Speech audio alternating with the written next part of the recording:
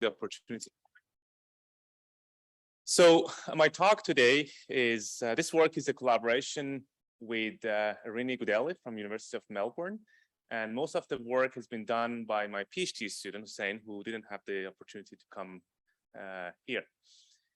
So nickel, okay.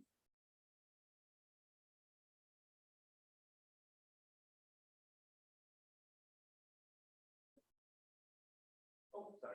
Okay. Yeah.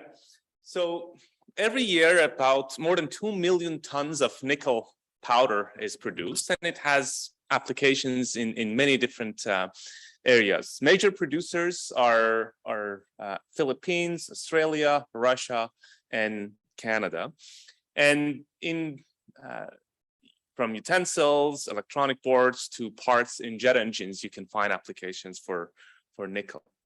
Specifically, if you lift a lithium-ion battery and weight its cathode, about 80% of its weight is nickel. The rest is cobalt and aluminum, but the aim is to replace the remaining cobalt with nickel as well.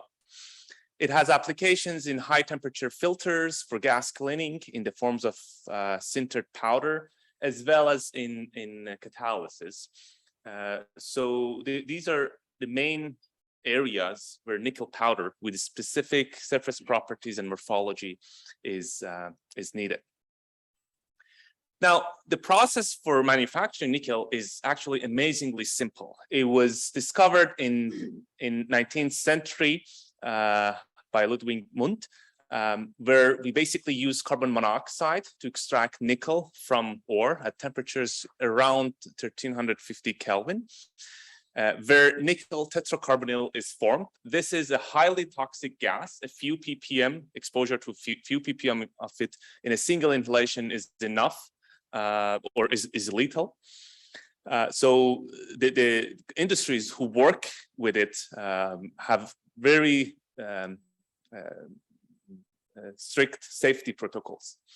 Then nickel tetracarbonyl is heated at temperatures higher than about 500 degrees Kelvin, and that's where pure nickel is released and deposited in the form of powder. Now, in a reactor, when nickel tetracarbonyl is heated, nickel particles are formed through homogeneous decomposition of nickel tetracarbonyl, and that's where incipient particles are formed. But nickel tetracarbonyl can also decompose on the surface of existing particles through heterogeneous decomposition, which results in surface growth of individual primary particles. Then, if temperatures are high enough, these primary particles collide and sinter, forming these highly compact structures. And at some point, when temperature in the reactor drops, then we don't have enough energy for sintering to continue, but coagulation still happens, and that's where we form these fluffy structures, which we call them agglomerate. So it's very important for us to understand, to understand the whole process so that we can develop process design and optimization tools to avoid dealing with nickel tetracarbonyl and its safety issues. So in order to model this whole process, one has to start from quantum mechanical or quantum chemistry to develop a kinetic mechanism for decomposition of nickel tetracarbonyl. And then we can use molecular dynamics to study interaction between individual atoms. And that's where the focus of this work is today. And in particular, we use molecular dynamics to understand how the surface area of two interacting nickel nanoparticle evolve during sintering, and from that we obtain characteristic sintering times. And this time can be used in mesoscale models where morphology of agglomerates can be tracked, as well as CFD simulations in continuum models where we can use them routinely for process design and optimization in reactors. So 2 years ago in this workshop, I presented a monodisperse population balance models, or the so-called three-equation model. This equation was originally developed in 1993 by our chairperson and Professor Pretsinis. where we basically track number density of agglomerates, their surface area, and total volume. So with these three parameters, we can reconstruct the fractal-like morphology of the agglomerates. We can calculate primary particle diameter using surface area and total volume of the agglomerate. With area, volume, and number density, we can calculate how many of those primary particles are present in a single agglomerate.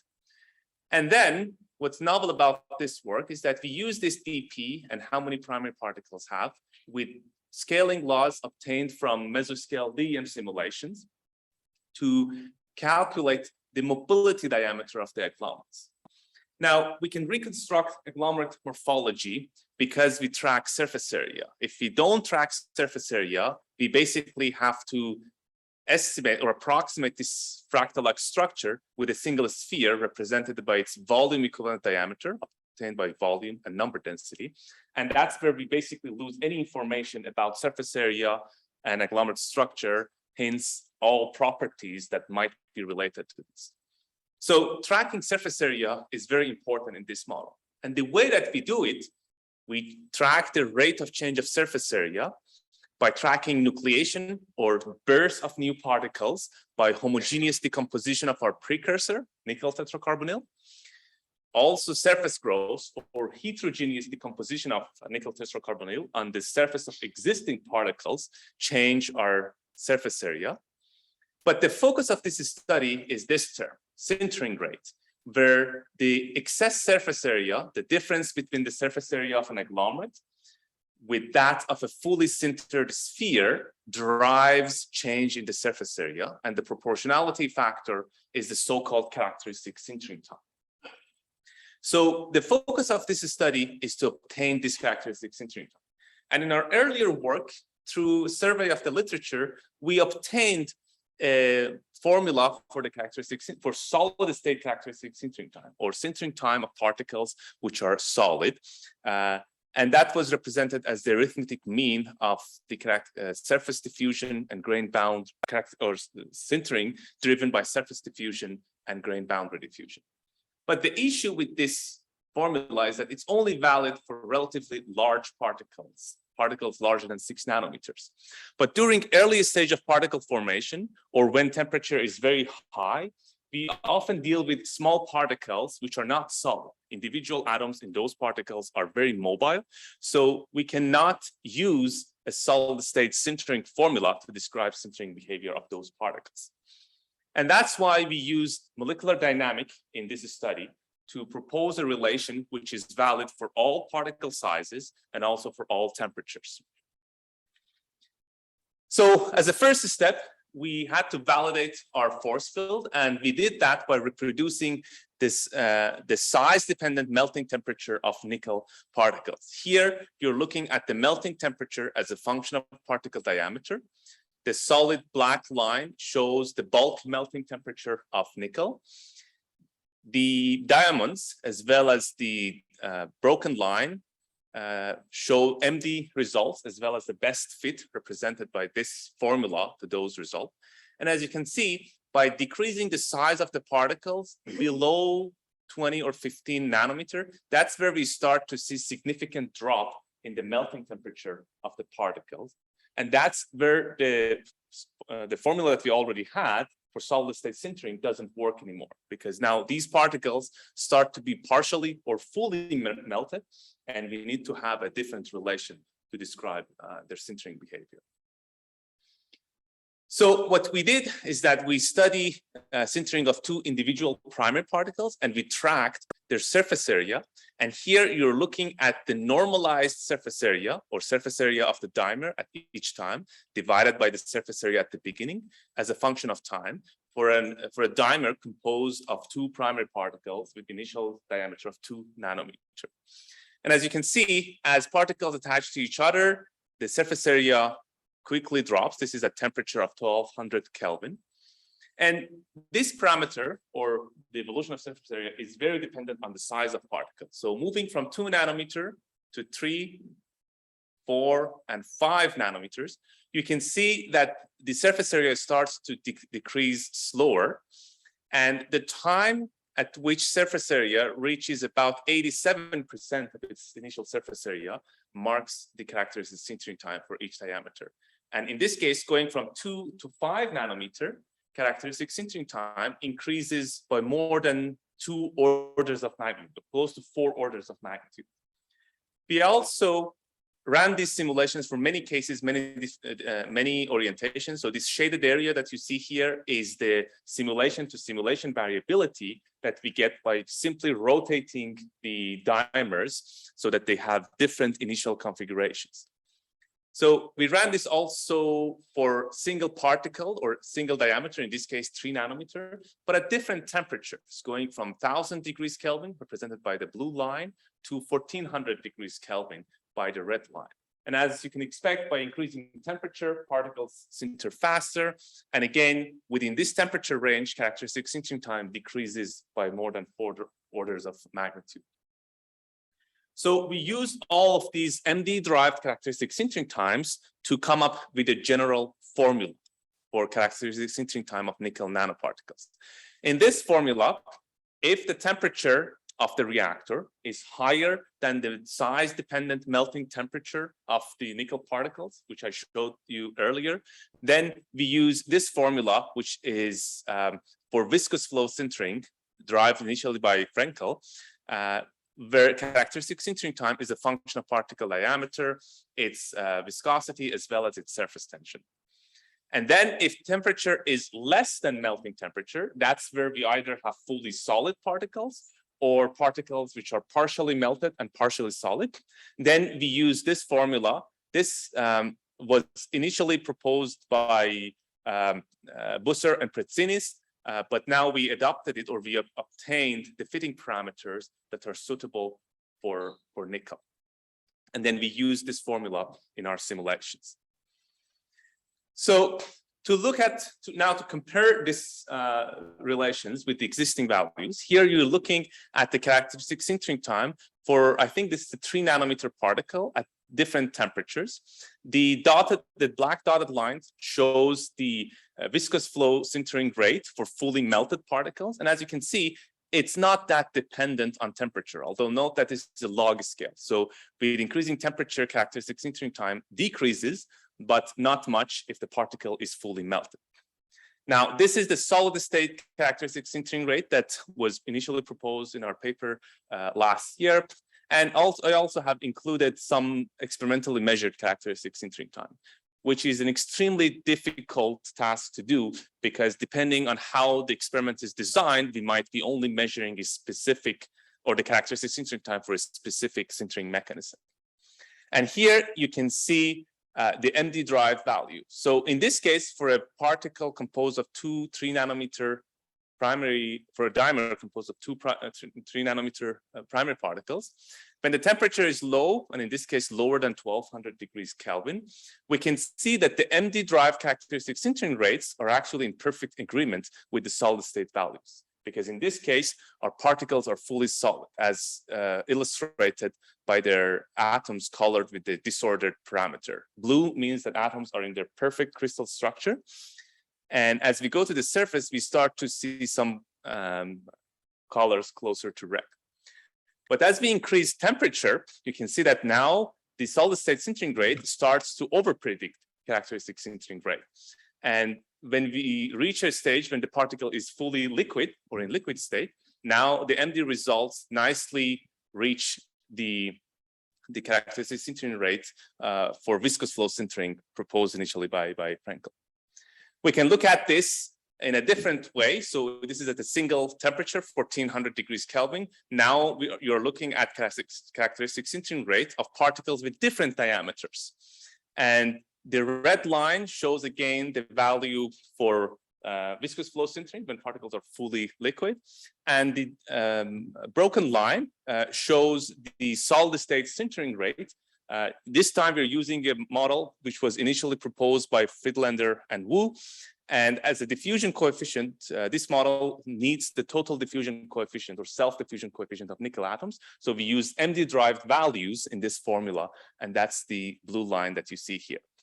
And now if we put our MD results here, you can see that for small particles, in this case 2 nanometer, which is fully melted at 1400 degrees Kelvin. We reproduce the value predicted by theory for viscous flow sintering. And as we go to larger and larger particles, now the characteristic sintering time starts to be larger, and then asymptotically reach the value or predicted by solid state sintering. And this is the region where we need MD results to obtain, because none of these theories work.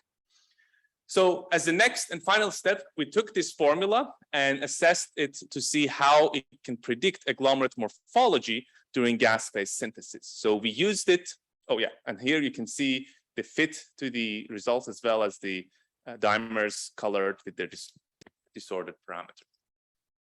So we used this model, this characteristic sintering time in the monodisperse model to see how it can predict agglomerate morphology. And in this case, you're looking at mobility diameter of the agglomerate, which are sintered for a fixed amount of time at different temperatures.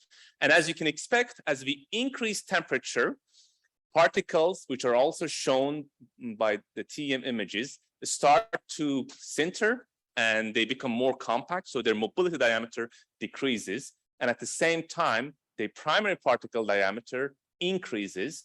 And when temperature is high enough, when particles are fully melted, mobility and primary particle diameter are going to be equal. So these have been measured by tandem DMA analysis for nickel nanoparticles. And here you can see the results of the monodisperse model, or the 3-equation model, which employs MD-derived characteristic sintering time, which is in excellent agreement with the measurement. So in conclusion, we adopted a 3-equation model to predict gas phase, or to predict how agglomerate morphology for nickel nanoparticles change during gas phase synthesis. And we used an MD-derived characteristic sintering rate to describe how particles sinter, which is valid for all temperatures as well as all particle diameters. And with that, I would like to thank you very much for your attention. Okay, thank you.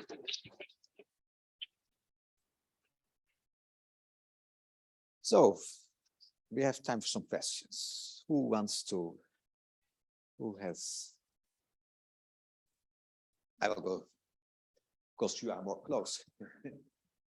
Hello, very nice work. I'm Tianmao from University of Duisburg-Essen, and I have a question about the characteristic time you get from the AT divided by A0. That is, when this value equals 0.87, you mean it is the characteristic time, and so here this time is from the change. No.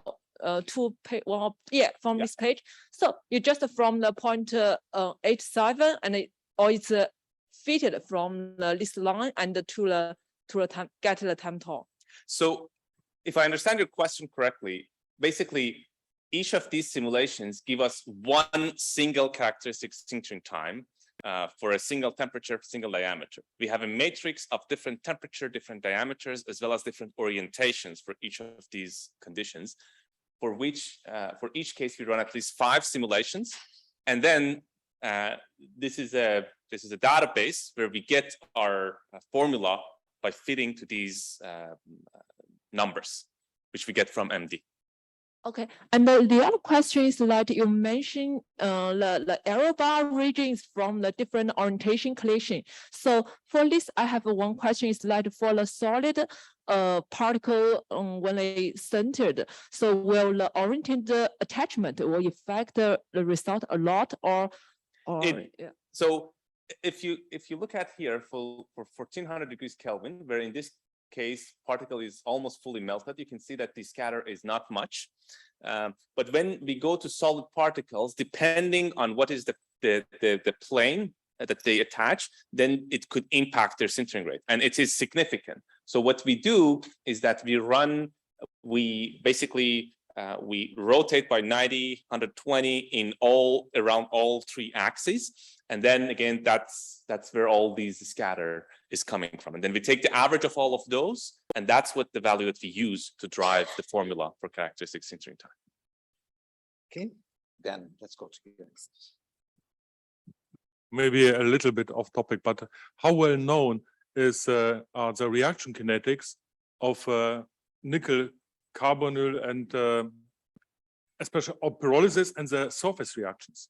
Yes, so there exists a global mechanism, so a single reaction which describes the homogeneous decomposition. So C is concentration of nickel tetracarbonyl, and that's what we use in our model.